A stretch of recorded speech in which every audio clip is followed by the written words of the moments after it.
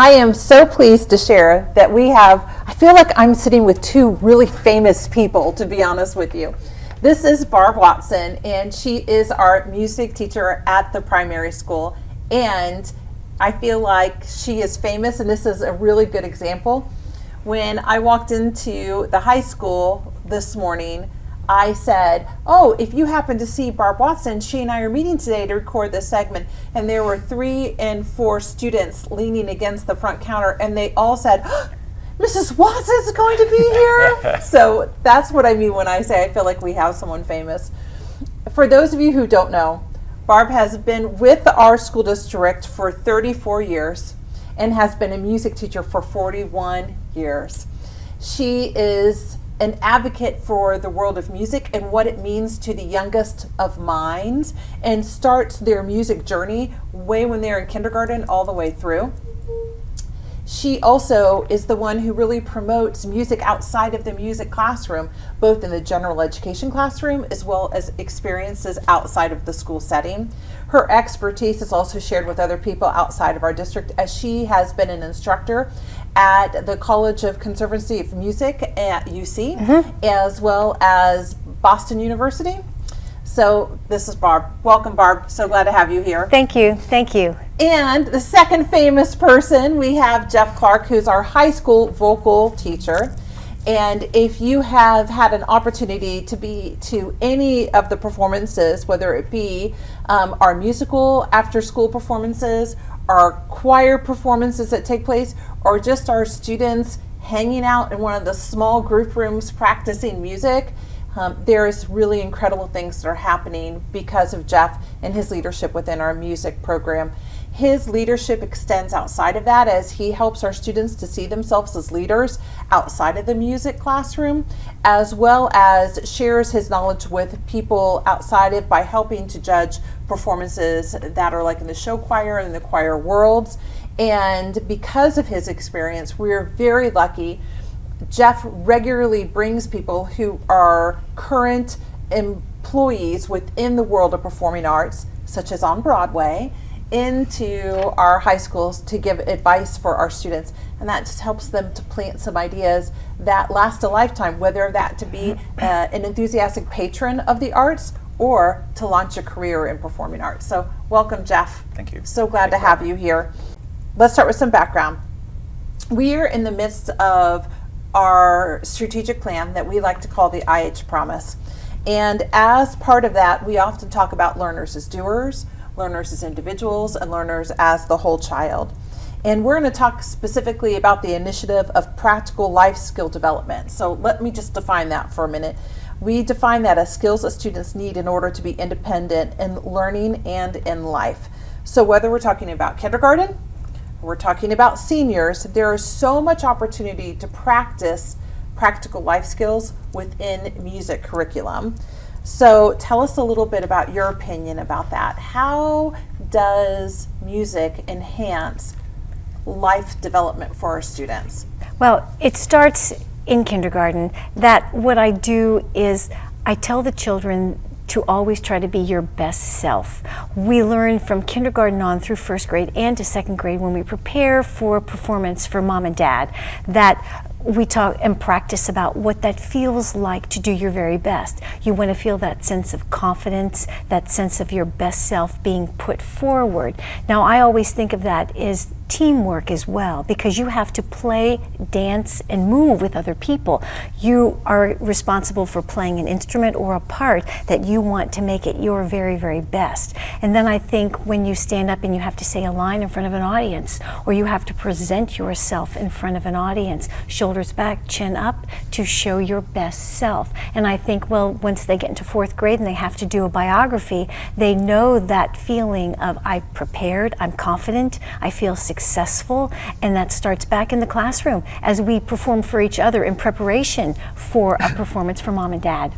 Oh, yeah. I have so many things I want to add to that, but I'm going to let Jeff go next. Okay. I think the independent musicianship is something I really push, and I think it starts, of course, with Barb from the younger grades, but I think as students get older and more mature, that music is something that we all need in our lives. I think everyone finds comfort in music, and I think, as you said before, not everyone goes in to be a major of music, but they are usually often, and we encourage the lifelong appreciation and patronage of the arts.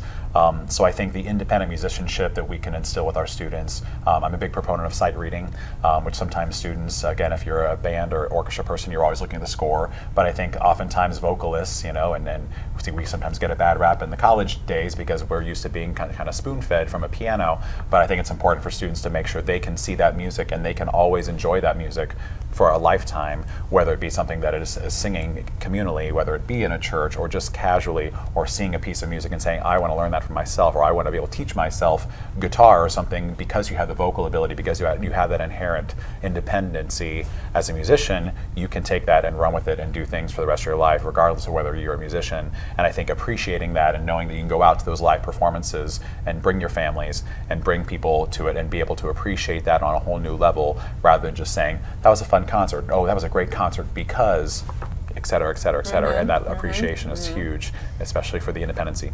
I agree with that. You both recently had some performances take place.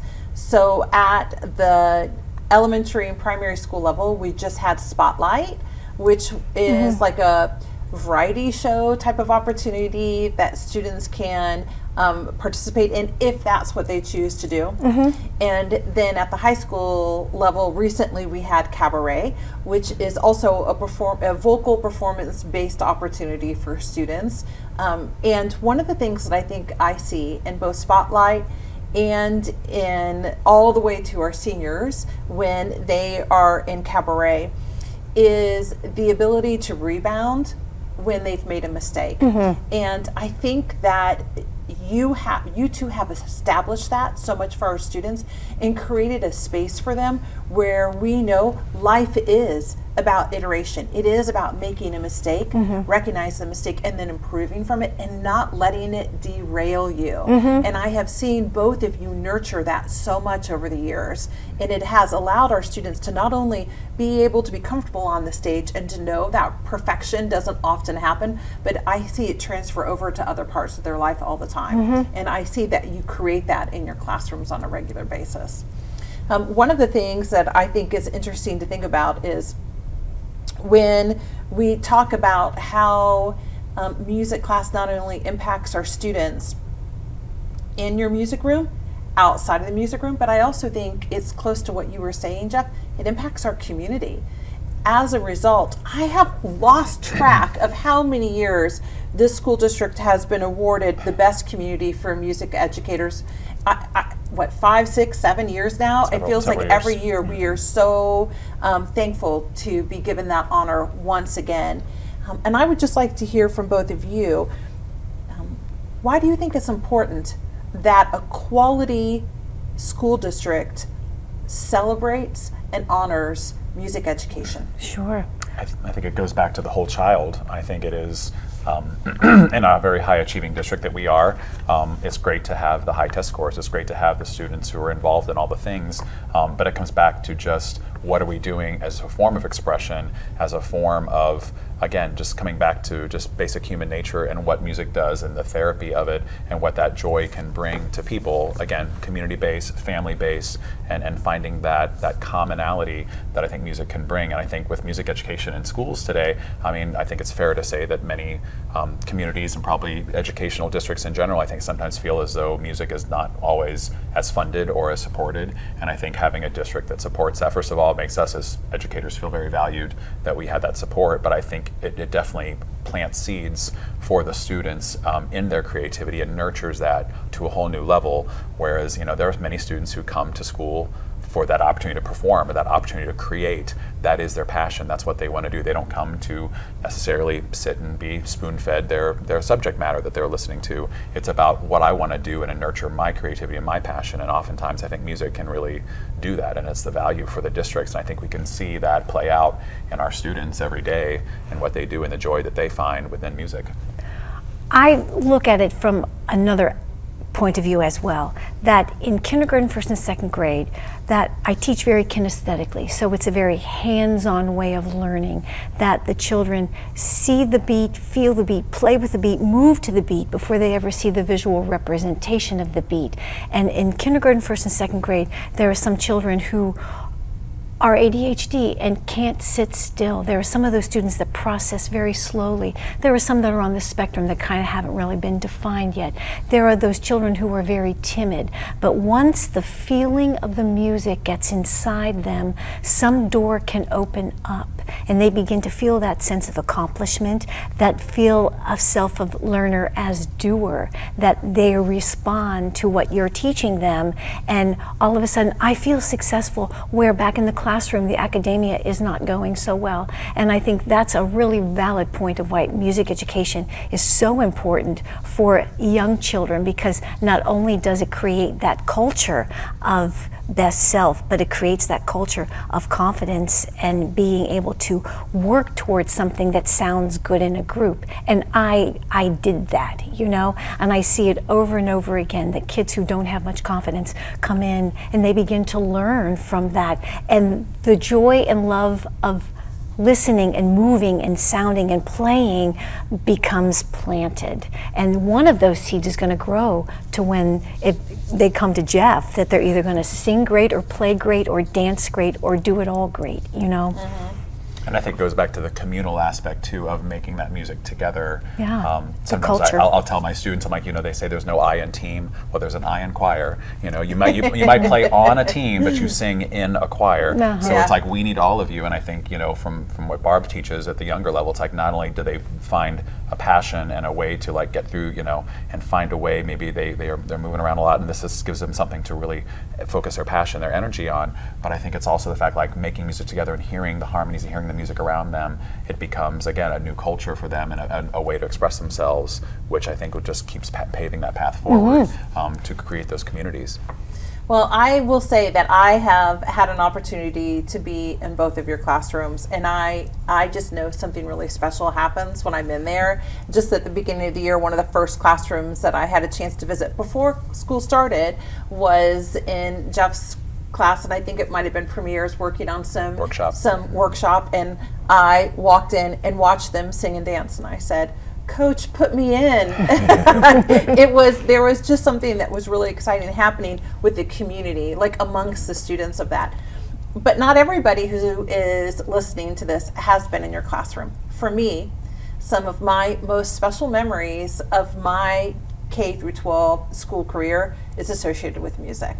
And I know that you create those special memories for students every day. So I have kind of a hard question for you. I would just like for you to tell people, give me an example of how you've created special memories. Like, what's a lesson that you've done, an activity you've done? What creates that special moment for you in your classroom? For me, it's introducing something new that they haven't learned before, based on skills that they already know, and all of a sudden the aha light bulb comes on. I am telling you, that's the reason you get up in the morning and get in your car, because they get it. And once they get it, they're so in the zone to play it or dance it, or they just want to be the best at it. And those moments never get old. They're far and few between, but when they do happen, they're absolutely just, I actually had one second grade class bring me to happy tears, because they got behind those barred instruments and we started to play, and in an ensemble of 4 different parts going on, they all knew their craft so well, I could pick up the recorder and just start improvising with them. And they all played, and they could feel when the cadence was ready to stop and the mallets came up at the same time. I'm telling you, that's the reason why we're here. You know what else I have seen in your classroom is the moment where a student gets lost in the music themselves, which is the most the wonderful moment and adorable moment, especially at that age, where they lose like almost awareness that anybody is around them, and they're dancing and singing and moving their bodies in all this way, and they're just like free in the moment that you've created for them. Yeah. And when I see that, I can't help, like, it also brings a tear to my eye when I see a student lost in music like that. That's it. You've unlocked that door, and for that one moment, they are just in music heaven. Yeah, Yeah. music heaven. All right, Jeff. I would say, in a way, she stole mine, because I think those light bulb moments, I think that's education in general, is, having that moment where the students have made a great, breakthrough, and we see that, and that's what fuels us. I think bigger than that, it kind of goes into performance. For me, I think at the higher levels, we're always looking at what the next performance is. So there's always, hey, what's coming up, what's going to go on. And I always tell my students, I said, at each performance you go to, this is going to be someone's first time seeing you. And it's also going to be someone's last time seeing you. Yes. And I think it's really important that they realize that the moments they create on stage are organic, that we can do all the practicing in the world, rehearsal. We say practice makes permanent. We don't say practice makes perfect, but we continue to practice. But whatever happens on that stage is going to happen. And I said that organic moment of what that happens, good or bad, is something that will always be with someone. And probably what you think was a really bad moment really wasn't that bad. We as performers, I think, feel like we have to be on top of it at all times. And sometimes those nervous butterflies that happen can be a good thing, because it does channel our focus a little bit. But then when I tell students, this is what we're working towards, but hey, you're going to make someone's day no matter what happens on that stage. You're going to get out there and do what you do. The work is over. This is a time for you to celebrate and enjoy that moment and kind of get lost in the music, because the work is done. And I think through my years of teaching, some of my favorite moments, especially when I did competitive groups, was just saying, the work's, you did the hard work, now this is the time to play.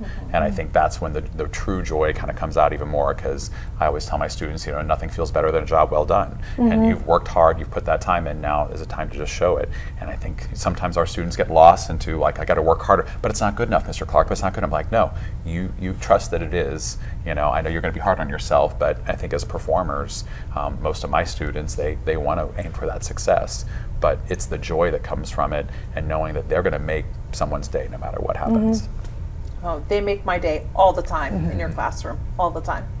I bet you we have some families who are listening and thinking, oh, I want my students to have those experiences. So I'm wondering if each of you, from your own perspective at your own grade levels, could just give a tip. If there's a family that's listening and thinking, how do I get my children to be involved in music? What advice would you give? Oh, I would say definitely to look into summer programs. Kappa has a great program on theater. CCM, Conservatory of Music, has one as well. There's community theater groups that so you're not singled out to do something solo, but you're within a community of other people that just kind of envelop, and you get to meet them and develop something that you hadn't really thought about before. If they want to do private lessons, I think it depends on the child's will and want to learn, because the practicing comes with that private lessons, and those are very attainable with music schools around here in Madera and Montgomery. So there are venues if they want to have, open up their child's eyes to a little bit more than just what we provide here. I would say just attending concerts and getting out there, whether it is something at the Aronoff or regional theater, or just concerts in general, going down to see the Pops. I think that's an appreciation that can start at a very young age and make that be part of what we do, and coming out and going out as a family to do those kind of things. I often get the question asked to me is, when is it a good age to start voice lessons?